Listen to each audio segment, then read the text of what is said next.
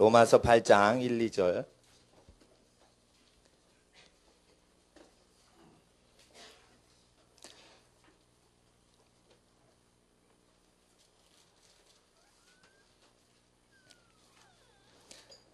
함께 짧은 1, 2절 함께 받들어 읽도록 하겠습니다. 그러므로 이제 그리스도 예수 안에 있는 자들에게는 결코 정죄함이 없나니 이는 그리스도 예수 안에 있는 생명의 성령의 법이 죄와 사망의 법에서 너를 해방하였음이라. 아멘. 다시 한번 1, 2절을 한 번 더 읽어 보겠습니다. 그러므로 이제 그리스도 예수 안에 있는 자에게는 결코 정죄함이 없나니 이는 그리스도 예수 안에 있는 생명의 성령의 법이 죄와 사망의 법에서 너를 해방하였음이라. 아멘. 기도하겠습니다. 거룩하신 아버지 하나님, 기록된 말씀은 하나님 나라의 말씀이었고 성경책은 하늘나라에서 주신 말씀 책이오니 하나님의 성령님, 우리의 마음과 우리의 눈과 우리의 귀를 주장하시고 하나님의 마음으로 하나님의 거룩한 말씀을 대하고 심고 가꾸고 섬기는 하나님의 거룩한 포도원이 되도록 우리의 마음과 우리의 모든 영혼과 육신을 주장하사 하나님은 농부시요 우리를 가꾸시는 하나님이심을 고백하며 예수님과 같이 많은 열매를 맺히는 거룩한 포도나무와 같은 인생 되게 하옵소서. 이 시간 주님 성령 하나님을 의지하며 우리 주 예수님의 이름으로 기도드리옵나이다. 아멘. 그러므로 라는 뜻은 7장의 내용을 받들어서 넘겨받는 것입니다. 이제 그리스도 예수 안에 있는 자에게는 결코 정죄함이 없나니, 그 이유는, 정죄함이 없는 이유는 성령님께서 죄의 법에서 우리를 해방하셨기 때문에 성령 하나님으로 말미암아 정죄함이 없다는 것입니다. 성령 하나님께서는 예수 그리스도께서 공생애 하실 동안은 오시지 않으셨습니다. 그래서 예수님께서 공생애 하시는 동안은 베드로가 자꾸만 실수를 하더라도 그냥 실수가 반복되게 내어주십니다. 그러나 예수님께서 승천하시고 그 희생되셨던 그 몸을 거룩한 하나님 앞에 바치셨을 때 보좌 앞에 자신의 몸을 바치시고 보좌 우편에서 기도하시면 그 고난당한 몸의 상처를 보시고 기도를 들으시고 죄인들을 위하여 성령 하나님을 보내주십니다. 성령 하나님이 우리 인간에게 내리시려면 하나님의 아들 예수께서 몸이 제물이기 때문에 하나님 나라에 바쳐져야 돼서 그분은 승천을 하셔야만 되는 것입니다. 승천하시는 것은 몸을 하나님께 바치려고 해서 승천하시는 것입니다. 부활하시고 나서 마리아가 이렇게 예수님이 부활하신지를 확인하기 위해서 이렇게 영이신지 육체신지 만지려고 할 때 나를 만지지 마라, 내가 아버지께 아직 가지 아니하였느니라, 이렇게 말씀하셨습니다. 그것은 무엇이냐면 예수님 몸이 하나님께 바쳐질 제물로서 바쳐져야 되기 때문에 승천하셔야 된다는 뜻입니다. 승천이 없이는 하나님 앞에 제물인 예수님 육체가 없으시므로 성령을 부으실 수가 없게 되는 것입니다. 그래서 하나님 앞에 모세의 율법에 번제단의 제물을 하나님께 바치고 나서 나중에 그 번제단에 피어오른 불을 갖고서 나중에 그 성소에 있는 불의 씨앗을 만들지, 절대 번제단에서 발생한 불이 아닌 다른 불을 만들면 하나님이 진노하사 그 제사장을 죽이시는 것입니다. 반드시 성소 안에서 불 피우고 금초대에 7 금초대에 불을 붙이려면 반드시 제물을 태워 죽일 때 생긴 불을 갖고서 붙여야 됩니다. 그래서 다른 불 붙이다가 죽은 사람들이 구약에 있는 것입니다. 그래서 예수의 고난당하심의 증거로 발생한 불인 성령님만 받아야지 다른 영 받으면 죽는다는 것을 구약에 증거하시는 것입니다. 그래서 성령이 오시면 육체의 죄의 법에서 우리를 해방하신다라는 뜻입니다. 이것은 예수 안에 있는 은혜로서라기보다 성령의 법이 우리를 해방하신다. 그래서 성령에 충만하면 7장에 있는 정죄함에 들어가지 않는다라는 뜻입니다. 이것은 단순히 예수를 그냥 믿기로 작정하면 정죄함이 없다는 뜻이 아닌 것입니다. 예수를 믿는다고 길거리에서 신앙 고백을 하자마자 정죄함이 없다는 뜻이 아니고 성령이 오셔서 육체의 죄의 법을 제거하시는 증세가 있을 때 비로소 정죄함이 없으시다는 뜻입니다. 그래서 예수 믿는 사람들이 불법을 행하면 예수님 모르신다라고 얘기하시는 것이요. 회개하면 그 죄를 인정하고 회개하면 용서하시나 하나님 앞에서 실제적으로 성령이 오시는 것은 죄 짓지 못하도록 하기 위해서 강제력을 집행하시려고 육체에 오신다는 뜻입니다. 그래서 성령이 오신 것을 무엇으로 증거하냐면 육체의 경건한 삶을 통해 죄를 이기냐 못 이기냐. 육체의 본성적인 죄는 본능으로 온 죄라서 사람이 못 이깁니다. 못 이기는 그것을 극복하기 위해서 오시는 영이 성령이시라는 뜻입니다. 본성 자체가 미움이 있고 분노가 있고 음욕이 있지요. 그러나 이런 육체적인 본성, 이거 자체를 완전히 묶어버리고 동여매기 위해서 오시는 영이 거룩의 영이시니 거룩의 영을 받으면 하나님 앞에 육체의 법에서 해방되어 육체 가운데 있는 지체 속의 죄의 법이 역사를 못한다는 뜻입니다. 그래서 7장 23절을 함께 한번 봐주세요. 7장 2절과 23절 읽어주세요. 22절, 23절 시작.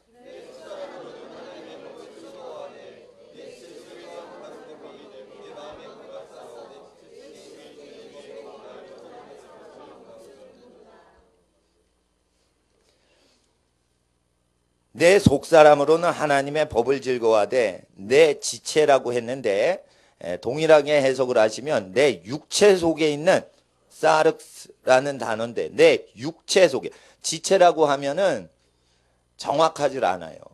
지체라고 하시면 정확하질 않아요. 원래 뜻대로 그냥 육체라고 하시는 게 더 원래 의미를 강화시키는 것이에요. 이 살덩어리 속에 육체 속에 한 다른 법이 내 마음의 법과 싸워서 내 육체 속에 있는 죄의 법 아래로 나를 사로잡아 오는 것을 보는도다. 그래서 오호라 나는 공고한 사람이다. 육체의 죄의 법에 영향을 받고 내가 원하는 거룩한 삶을 못하니 나는 슬프다라는 것입니다. 그래서 이렇게 자기 마음속에는 선한 것을 즐거워하는 사람 중에 육체의 죄의 기질 때문에 고민하는 사람을 위해서 오시는 영이 성령이시라는 뜻이에요. 육체 속에 죄의 법이 있으니 죄를 지을 수밖에 없습니다. 라고 간주하는 사람에겐 성령이 오실 수가 없다는 뜻이에요.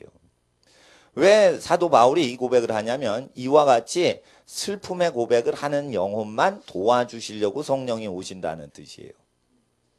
그러나 많은 하나님의 백성 중에 하나님을 정확히 알지 못하는 자들이 육체 속에 죄의 법이 있으니 죄를 짓는 것을 하나님은 자연스럽게 보신다. 이렇게 해석을 하면 7장도 믿지 않고 8장도 믿지 않게 됩니다. 그래서 멸망에 이르는 경우가 허다하게 많은 것입니다. 그래서 우리는 성경을 볼 때 어떤 사람의 해석보다 더 중요한 건 성경의 한 절을 읽을 때 앞에 절을 도움받으시면 되는 것이에요. 그리고 그 앞에 절에 도움을 받아 그 다음 절을 풀어나가는 것이에요. 하나님 앞에서 그래서 인간은 사고 논리가 편지 첫 자를 통하여 다음 자를 연결시키는 연쇄 반응으로 글을 씁니다. 그래서 하나님 앞에서 이 원리는 항상 일정한데 그래서 말씀을 들을 때는 중간 토막을 들으시면 안 되고 처음부터 끝까지 쭉 들으셔야지 이해되는 것은 인간은 모든 사고가 단어의 연결 순서와 절의 연결 순서에 의해서 그 사상의 본뜻이 전달되기 때문입니다. 어떤 분이 영어를 잘하려면 국어를 잘해야 된다. 한국말을 잘하는 분이 영어에 대한 통역이나 번역도 더 잘한다. 이랬습니다. 맞습니다. 외국어를 잘 번역하고 통역하기 전에 한국말을 정확히 구사할 수 있으면 대단한 능력을 받게 됩니다.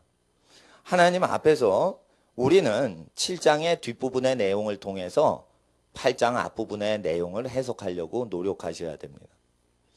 그러면 우리 모두는 마음의 선을 바라는데 하나님 앞에 성령을 받지 못할 때라도 오호라 내가 육체 속에 죄를 짓고자 하는 기질이 있구나 슬프도다 라고 생각하는 사람에게만 성령이 오신다는 것이에요. 그래서 24절을 유명한 절로 회개하는 사람이 고백하는 절입니다.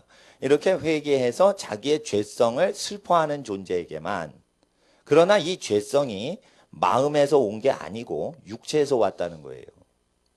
만약에 오호라 내 마음속에 죄의 법이 나를 사로잡아 오는도다 하면은 예수님은 그 인간을 버리십니다. 여기서 중요한 것은 육체로부터 죄의 기질이 나오는 것은 건져주셔도 마음 자체가 악을 좋아하고 죄를 좋아하는 사람은 건져주시지 않는다는 것이에요. 그래서 여기 나오는 사람은 철저하게 자기 마음은 하나님의 법을 즐거워하고 행복해한다고 고백하고 있어요. 이런 사람만 죄성의 기질이 육체 속에 있더라도 구원받을 대상이에요. 그러나 만약에 우리의 마음의 법이 육체의 법과 합력하여 죄를 짓게 한다면 이는 어떤 사람도 구원을 안 해주십니다. 그래서 마음으로 예수님이 음욕을 품지 말라고 하셨죠. 그것은 무엇이냐면 마음의 음욕을 즐기는 사람, 품는다는 건 즐거워한다는 뜻이에요.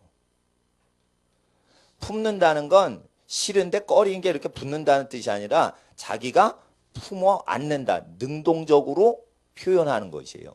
음란한 욕구를 자기 마음에 품는 자마다 이미 간음하였다라는 원래 뜻은 음란한 마음 자체를 적극적으로 받아들인다는 뜻이에요. 그러면은 어떻게 돼요? 불법을 행한 자들아 나는 너희를 모른다 이러면서 뒷장에 얘기를 하시는 거예요. 뒷장에. 산상수훈 앞에 마음을 정결히 하라. 그리고 산상수훈 끝에 불법을 행하는 자들아 이렇게 나오는데 그건 뭐냐? 산상수훈의 마음 중심으로 죄를 멀리해야만 지체 속 육체 속의 죄의 법을 해방시켜 주시는데 마음이 죄를 좋아하니 육체 속에 있는 죄의 법에서 해방을 안 시키신다 이거예요. 그래서 우리는 로마서 7장을 너무너무 거룩한 절로 아셔야 돼요.